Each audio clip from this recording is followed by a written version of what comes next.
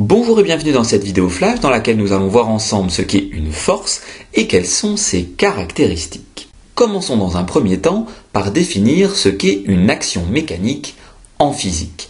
Une action mécanique a toujours pour effet soit de déformer un objet, comme par exemple écraser une canette vide, ou alors de modifier la trajectoire d'un objet lorsqu'une personne tape dans un ballon, ou enfin de modifier la vitesse de l'objet lorsque par exemple une personne pousse un chariot qui est initialement immobile. Connaître l'ensemble des actions mécaniques que va subir un objet va permettre notamment de prévoir son mouvement. On va donc en physique modéliser, c'est-à-dire représenter, une action mécanique que va subir un objet par un segment fléché ou vecteur que l'on appellera force. Pour chaque force représentée, il sera nécessaire de préciser ses caractéristiques que voici. Il faut dans un premier temps préciser le nom de la force représentée. Il peut notamment s'agir du poids de l'objet, de la tension d'un fil ou de la réaction du support. Dans un second temps, il est important de préciser le nom de l'objet qui va subir l'action mécanique. On l'appellera le système. Ensuite, il est important de préciser le point où s'applique l'action mécanique. C'est ce qu'on appelle le point d'application. Par la suite, on verra que notre objet, notre système, sera assimilé à un point matériel, que l'on appelle souvent le point M. Chaque force appliquée à notre système sera finalement représentée par un segment fléché dont l'origine est le point M.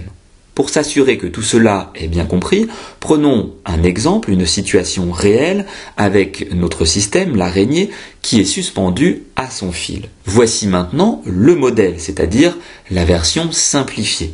On considérera que notre système, l'araignée, est assimilé à un point M et que toutes les forces auxquelles notre araignée est soumise auront pour origine le point M. Une autre caractéristique à préciser est la droite sur laquelle l'action mécanique se déroule. C'est ce qu'on appelle la direction, mais aussi l'orientation de l'action mécanique. C'est ce qu'on appelle le sens de l'action mécanique. Pour être sûr que ces notions de direction et de sens sont bien comprises, prenons un exemple avec ce jeune homme qui souhaite rejoindre son véhicule. La droite en pointillé rouge qui relie la personne à son véhicule est ici la direction. Cela signifie que la personne va devoir se déplacer sur cette droite pour atteindre son véhicule.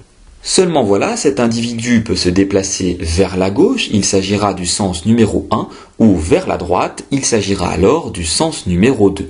Ici, pour atteindre sa voiture, il va devoir aller vers la droite et donc emprunter le sens numéro 2. Finalement, une direction est une droite et un sens indique vers où se déplacer sur cette dernière. La dernière caractéristique à préciser est ce qu'on appelle la norme, c'est-à-dire la valeur de la force qui sera exprimée en newton noté N majuscule. Cette vidéo flash sur la notion de force et des caractéristiques associées est maintenant terminée.